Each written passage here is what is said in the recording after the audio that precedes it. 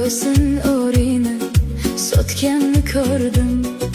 Ota onasini pullarga sotib, g'aflatning balchig'iga botganni ko'rdim.